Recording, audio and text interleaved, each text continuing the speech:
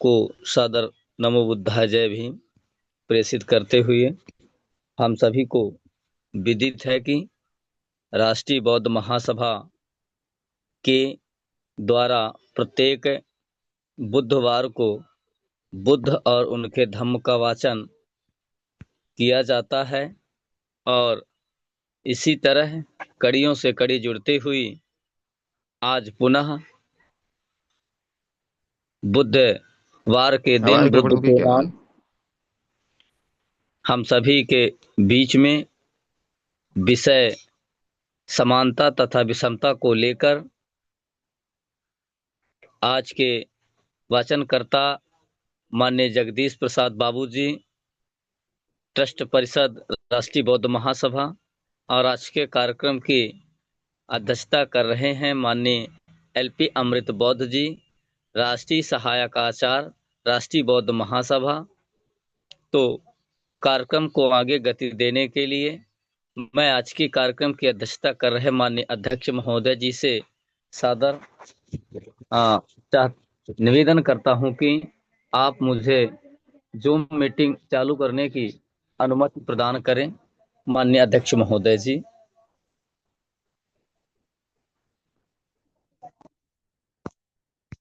बहुत बहुत साधुवाद आदरणीय संचालक जी। जूम पर उपस्थित सभी महानुभाव, हमारी बहनें, हमारी बेटियां, आप सबको मैं सादर अभिनंदन करते हुए, सादर नमन करते हुए इस सुनहरी बुधवार की सुबह और कड़कड़ाती ठंड में आप सब ने अपना यह योगदान आज के इस वाचन में तथागत बुद्ध और उनके धम्म में दिया है। आप सबका अभिनंदन करते हुए मैं संचालक जी को अनुमति प्रदान करता हूं कि इसको कार्यक्रम को आगे बढ़ाएं। साधु साधु साधु। बहुत बहुत साधुवाद माननीय अध्यक्ष महोदय जी, आपने हमें अनुमति प्रदान कर दी है। मैं बड़े ही आदर भाव सम्मान के साथ भाग 7वां समानता तथा विषमता के विषय को लेकर बड़े ही विनम्र भाव से मैं सादर आमंत्रित करता हूं माननीय जगदीश प्रसाद बाबूजी को कि बाबूजी आए और आज हमें बुद्ध और उनके धम्म के विषय को लेकर मार्गदर्शित करने का प्रयास करेंगे। जी बाबूजी। सभी लोगों को सादर नमो बुद्धाय जय भीम। हमारी जय। आवाज रोहित जी मिल रही कि नहीं मिल रही है? मिल रही है बाबूजी। हाँ, क्योंकि आज नेट ऐसा लग रहा है कुछ गड़बड़ भी हो रहा है ना? जी तो मैं बाबूजी। सबसे पहले लोकतंत्र के प्रथम जनक महाकरुणाकार तथागत सम्यक संबुद्ध को कोट कोट नमन करते हुए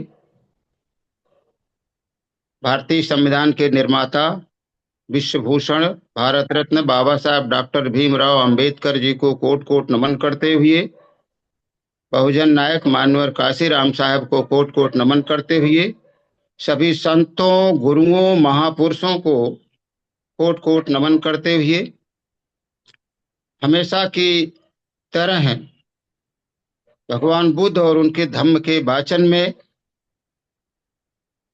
जो प्रत्येक बुधवार को सुबह 7 बजे शुरू होता है, इस कार्यक्रम को आगे बढ़ाने के लिए इस कार्यक्रम को सतत ढंग से प्रयास करते हुए कि ये कार्यक्रम पूरे भारत में सबके साथ सबके बीच में पहुंचे, इस कार्य को बड़ी विनम्रता के साथ आगे बढ़ाने वाले, लगन के साथ, तन्मयता के साथ राष्ट्रीय बौद्ध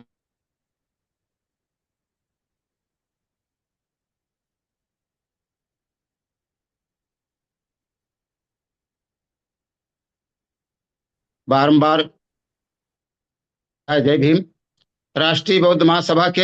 हमारी आवाज नहीं मिल रही है? मिल रही है बाबूजी। राष्ट्रीय बौद्ध महासभा के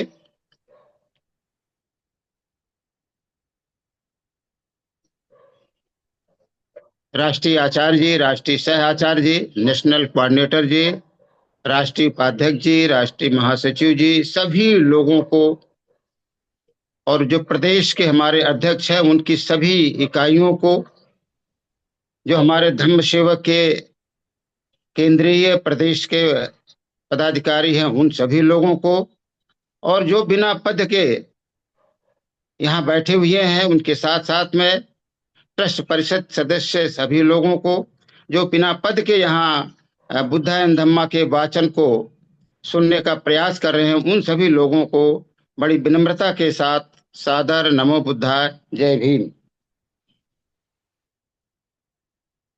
साथियों, रोहित जी आवाज मिल रही है? रोहित जी बाबूजी मिल रही बाबूजी। आवाज मिल रही कि नहीं मिल रही है? मिल रही है बाबूजी। के साथ में इस बुद्धान धम्मा है। हेलो, राष्ट्रीय सह आचार्य जी आवाज हमारी मिल रही कि नहीं? आचार्य जी मिल रही है बाबूजी। अच्छा, मिल रही है। आ रही है, आवाज आ रही है बाबूजी। अच्छा, ठीक है ठीक है। आज जो पिछला वाचन हुआ था, उस पिछले वाचन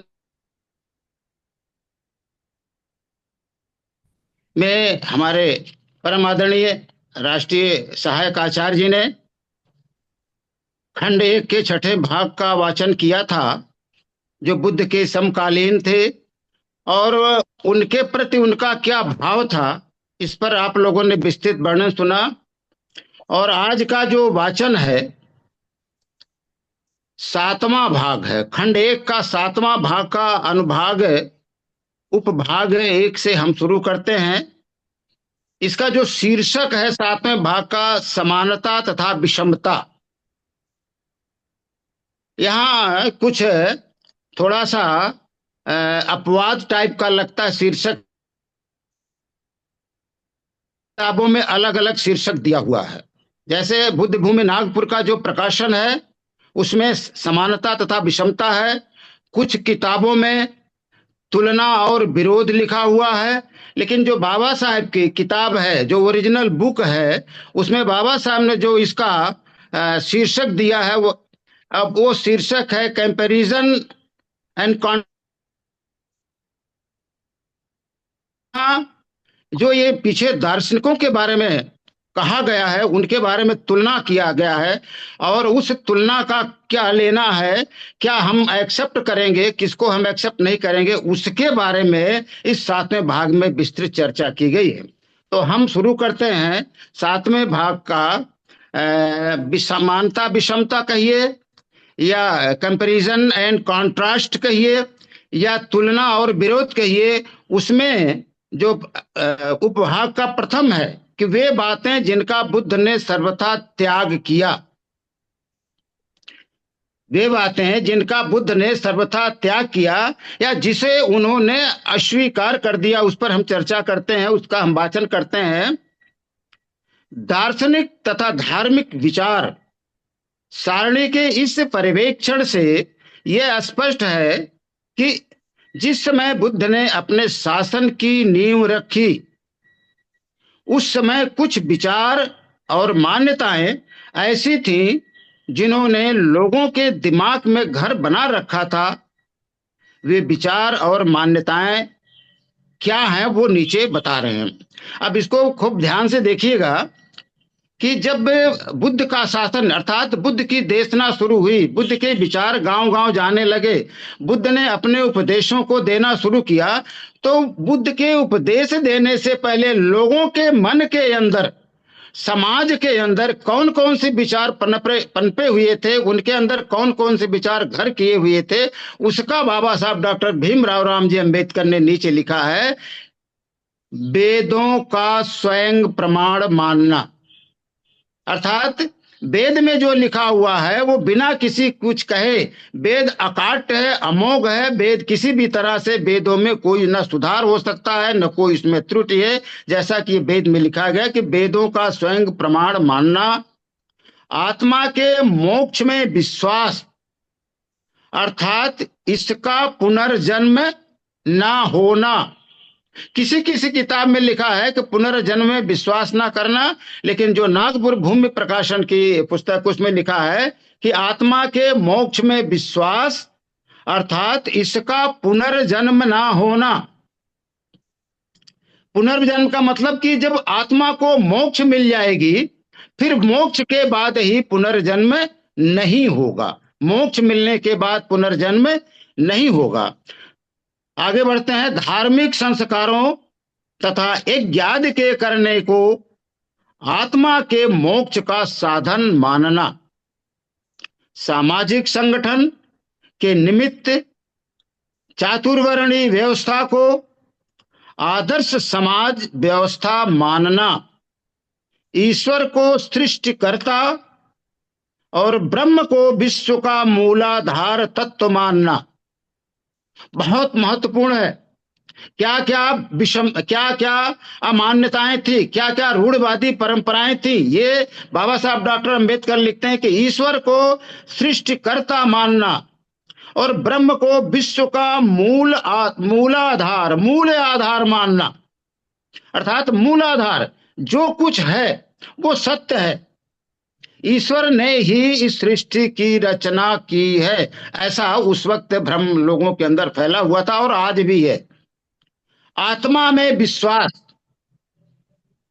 संसरण अर्थात आत्मा के एक शरीर से दूसरे शरीर में जाने पर विश्वास, अर्थात मनुष्य, अर्थात अभी आगे आप पढ़ेंगे उसमें कि यह आत्मा 84 लाख योनियों में भटकती रहती है, जिसे बुद्ध ने नकार दिया। लेकिन उस वक्त जब बुद्ध ने अपना उपदेश देना शुरू किया था, ज्ञानवर्धन देना लोगों को शुरू किया था, ज्ञान की बातें, तब ये सारी बातें थी। और जा है कर्म में विश्वास, अर्थात इस जन्म में आदमी की जो भी स्थिति परिस्थिति है उस सब को पूर्व जन्म का परिणाम मानना। यही बात पिछले एपिसोड में, पिछले अनुभाग में बाबा साहब ने जो लिखा है, जिसका विस्तृत वर्णन राष्ट्रीय आचार्य जी ने किया था कि पुण्यकश्यप, पगुद कच्चायन, अजित केश कंबल, इन लोगों के जो विचार थे, अक्रियावाद, किसी का विचार अक्रियावाद था, किसी का विचार विक्षेपवाद का था, किसी का विचार अनिश्चयवाद का था। इन विचारों को यहाँ पर अस्वीकृत करने की बात कही गई है। मैं आगे बढ़ता हूं। नंबर 2 पर हम आते हैं कि अपने बुद्ध शासन के स्तंभों की स्थापना करते समय बुद्ध ने इन परंपरागत मान विचारों के साथ अपने ही अनोखे ढंग से बर्ताव किया। ऊपर क्या था ये आपको बता दिया कि ये अमान्यताएं, ये रूढ़वादी परंपराएं थी। अब नीचे आगे बुद्ध बाबा साहब लिखते हैं कि ये वे बातें हैं जिनका बुद्ध ने सर्वथा त्याग कर दिया, बहिष्कार कर दिया, उनका परित्याग कर दिया। क्या है?